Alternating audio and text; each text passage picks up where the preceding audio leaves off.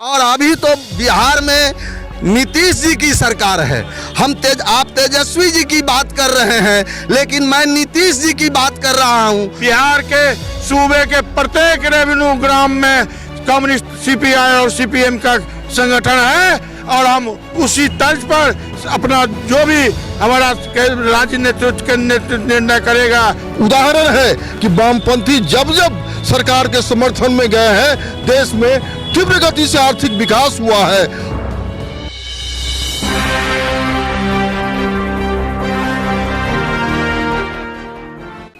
नमस्कार, बिहार मित्र न्यूज में आपका स्वागत है। मैं हूं मनोज। देखिए, चुनावी वर्ष और हम बता दें, सीपीआई और सीपीएम का ज्वाइंट कन्वेंशन लगातार हो रहा है। आज दूसरी बार है और आज एक बार हम दिखाना चाहते हैं। देखिए कितने लोग हजारों की संख्या में दरभंगा के विभिन्न पंचायत प्रखंडों से यहाँ पहुँचे हैं। कई ऐसे सवाल हैं जो इन गरीब गुरबों के सवाल पर ये वामपंथी दल हमेशा आगे रहे हैं, लेकिन अब सवाल ये है कि इनकी सुनता कौन है। क्या तेजस्वी यादव या राष्ट्रीय जनता दल या जो महागठबंधन के नेता हैं कितने सुन पाते हैं इन गरीबों को, क्योंकि गांव घर के ये गरीब हमेशा आश्रित हैं। लेकिन हम बता दें, हमारे साथ यहाँ पर ज्वाइंट है, यानी सीपीआई सीपीएम का और राष्ट्रीय जनता दल। सबसे बड़ा सवाल ये है कि अभी का जो स्थिति है, इस स्थिति में राष्ट्रीय जनता दल कितना अहमियत देता है वाम दलों को? हम वाम दलों को अहमियत दे कि नहीं दे, राष्ट्रीय जनता दल से पहले की आज 100वां वर्ष भारतीय कम्युनिस्ट पार्टी का होने जा रहा है। हम भारतीय कम्युनिस्ट पार्टी के सिपाही हर अन्याय के खिलाफ, हर भ्रष्टाचार के खिलाफ, हर अपराध के खिलाफ लगातार आंदोलन करते रहे हैं। और सरकार जिनकी भी हो, अगर वो भ्रष्टाचारियों को पनाह देंगे, सरकारी कामों में अगर भ्रष्टाचार व्याप्त रखेंगे, गरीब हित ऐसी योजनाओं में अगर वो भ्रष्टाचार व्याप्त रखेंगे, तो उनके खिलाफ हमारा आंदोलन तीव्र होगा। अगर इस पर भी सरकार नहीं चेती है तो आने वाले दिनों में और हम आंदोलन तेज करेंगे। और अभी तो बिहार में नीतीश जी की सरकार है। आप तेजस्वी जी की बात कर रहे हैं, लेकिन मैं नीतीश जी की बात कर रहा हूं, जो 20 वर्षों से कुंडली मार करके और वक्ती तौर पर बिहार के मुखिया बने हुए हैं।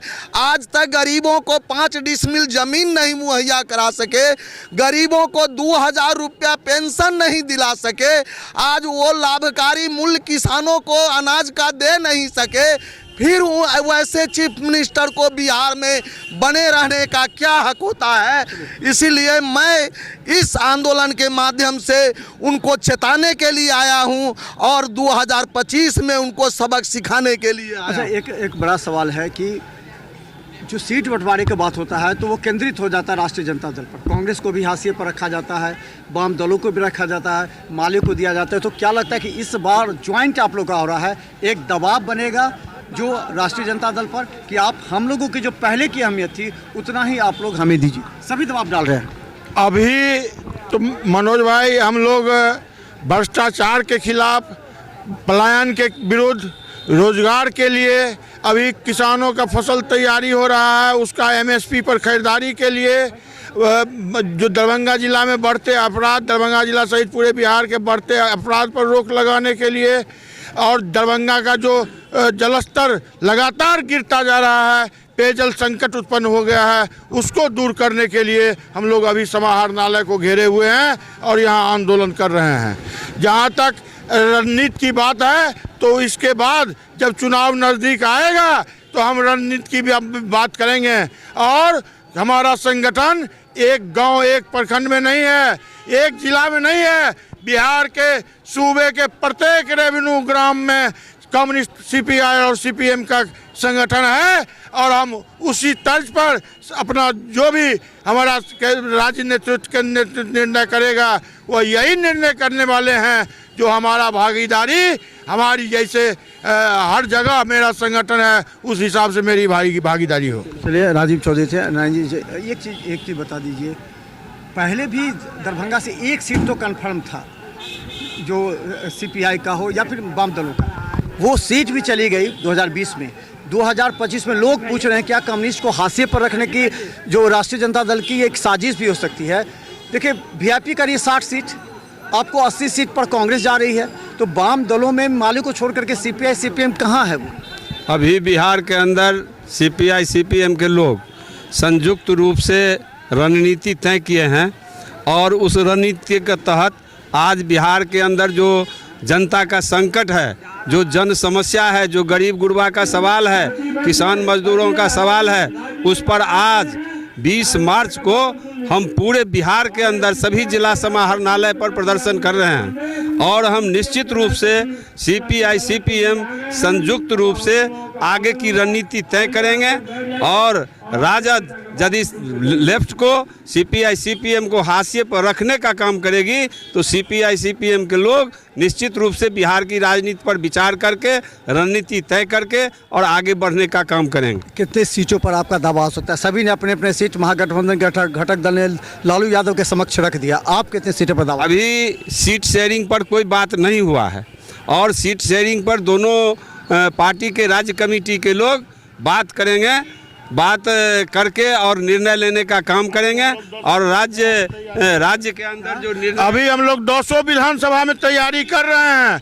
शेयरिंग की बात जब होगी, सम्मानजनक अगर समझौता होगा तो गठबंधन से लड़ेंगे, नहीं तो हम लोग 200 विधानसभा में सीपीआई सीपीएम तैयारी कर रहे हैं। चलिए, तो अभी आगे का रणनीति हम लोग तय कर रहे हैं और क्या एडजस्टमेंट पर होगा, हमें हाशिए पर कम्युनिस्टों को रखने का काम करेगा तो दोनों कम्युनिस्ट पार्टी संयुक्त रूप से निर्णय लेकर चुनाव में अपना रणनीति बनाने का काम करेगी। अब एक बड़ा सवाल यह आ गया है कि कम्युनिस्ट को अपने अस्तित्व को बचाने के लिए डीजे से लड़ाई लग, जबकि एक समय में एक बार आंदोलन होता था, हजारों की संख्या में लोग आ जाते थे।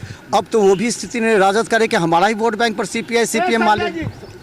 आज की जो परिस्थिति है, जिस ढंग से राजनीतिक परिस्थिति बनाया जा रहा है, उस परिस्थिति में राजद अपनी बात रख रही है।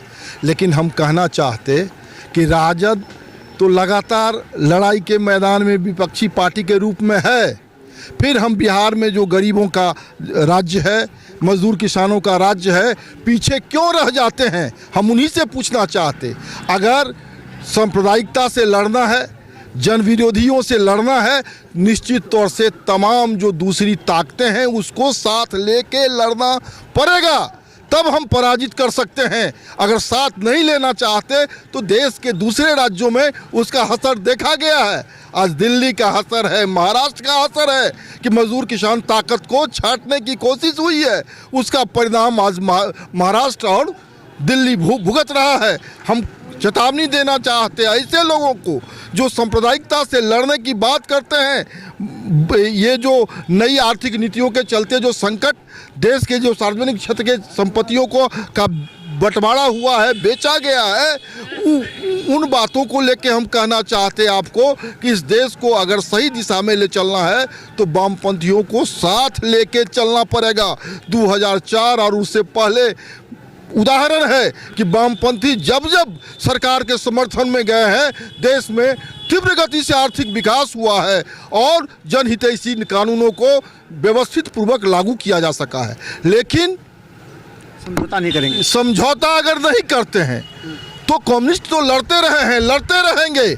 उन तमाम जो मांग आज हमारा है कि 10 डिसमिल ज़मीन दो, 35 किलो अनाज दो, 3000 रुपया पेंशन दो और दूसरी आरक्षण का सीमा बढ़ाओ, ये जो हमारा मांग है, ये मांग पर हमारी लड़ाई जारी रहेगी, चाहे चुनाव का परिणाम हमारे पक्ष में आए कि हमारे विरोध में जाए। तो चलिए देखिए, सीपीआई और सीपीएम का ज्वाइंट कन्वेंशन लगातार जारी है और हम बता दें, जब भी किसी को आप हाशिए पर रखने का प्रयास कीजिएगा वो जन आंदोलन के रूप में उभरेगा। हजारों लोग यहाँ पर हैं और हम बता दें, ये बताइए कि अब आप लोग की रणनीति क्या करेगी?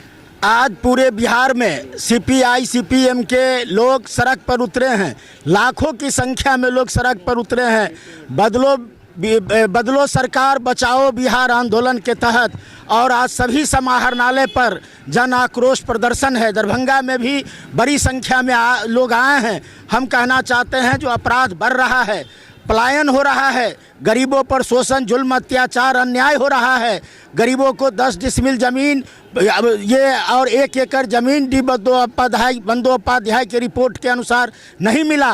गरीबों को बेदखल किया जा रहा है, बुलडोजर राज चलाने की कोशिश हो रही है। हम लोग एक जो मात्र अशोक पेपर मिल, रैयाम सकरी चीनी मिल था, बंद है, उसको खुलवाने की मांग करते हैं। इसको खोलने में नीतीश सरकार बुरी तरह से विफल रही है। हम कहना चाहते हैं जो आज पलायन हो रहा है, सरकार आज एक भी रोजगार देने का काम नहीं किया। अभी कुशेश्वर स्थान के केवटगामा में फाइनेंस कंपनी के शोषण के चलते लोग वहां से पलायन कर रहे हैं। 60-70 के संख्या में लोग पलायन किए हैं। अभी कुशेश्वर स्थान में एक एक्सीडेंट के चलते मौत हो गई, जिसके न्याय के पक्ष में जो लोग आए, सड़क जाम किए, उस पर मुकदमा दर्ज किया गया है। पूरा बिहार में पुलिस राज है, दरभंगा में पुलिस राज चल रहा है, अपराध बढ़ रहा है, छोटी छोटी बच्चियों के साथ बलात्कार की घटना हो रही है। इसके खिलाफ आज बड़े पैमाने पर लोग आए हैं और हम कहना चाहते हैं नीतीश सरकार के खिलाफ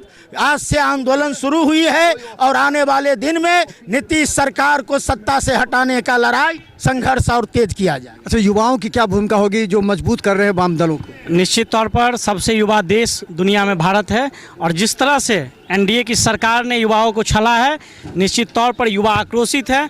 देख रहे हैं अभी जो विपक्षी पार्टी बिहार के अंदर आंदोलन खड़ा कर रही है, उसमें नौजवान अब महत्वपूर्ण भूमिका निभाती है और कंधा से कंधा मिलाकर वो विपक्षी पार्टी का सहयोग करती है, चाहे वो जिस तरह का आंदोलन हो। तो निश्चित तौर पर इस बार परिणाम बड़ा चौंकाने वाला रहेगा और जिसका नेतृत्व निश्चित तौर पर वामपंथी पार्टियां करेगी, जिस तरह से यूपीए 1 की सरकार में की थी। चलिए एक बार देख लीजिए और हम आपको बता देते हैं, वाम दलों को कमजोर मत समझिए, क्योंकि वाम दलों ने कई बार देश की राजनीति में महत्वपूर्ण भूमिका अदा की है। वाम दलों को कमजोर करने की साजिश रची जा रही है। उन्हें बताया जा रहा है कि आपका संगठन कमजोर है। आज ये लाल झंडा दिखा रहा है कि अगर राष्ट्रीय जनता दल वाम दलों के महत्व को नहीं समझेगी तो इस बार अगर सभी विधानसभा में अपने उम्मीदवार उतारेगी अगर, तो निश्चित तौर पर बड़ा नुकसान राष्ट्रीय जनता दल को हो सकता है। इसलिए जिस तरह वीआईपी, कांग्रेस एवं अन्य दल राष्ट्रीय जनता दल पर दबाव डालकर सीट की घोषणा की है, वाम दलों ने भी घोषणा कर दी है कि अगर चेतावनी है, अगर आप हमारे महत्व को और हमारी लड़ाई को अगर नहीं समझेंगे तो आने वाले समय में राष्ट्रीय जनता दल को बड़ा नुकसान उठाना पड़ सकता है। तो देखते रहिए बिहार मित्र न्यूज, क्योंकि हम बता दें नारायण जी झा, राजीव चौधरी, मंटू ठाकुर, श्याम भारती के साथ तमाम वो बड़े नेता हैं, आज एक मन से घोषणा कर रहे हैं कि हमारी मदद के बिना आप सरकार नहीं बना सकते। देखते रहिए बिहार मित्र न्यूज, यूट्यूब पर सब्सक्राइब कीजिए, GTPL सिटी केबल और 10 चैनल पर 24 घंटे मौजूद हैं हम। धन्यवाद।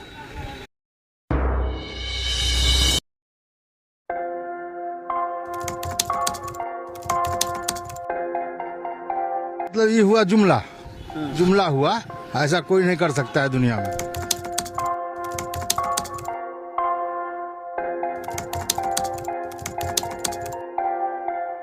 वोट बैंक के लिए तो कोई कुछ कर सकता है। मतलब वो इलेक्शन टाइम में डोर टू डोर आएंगे, कहेंगे कि ये वोट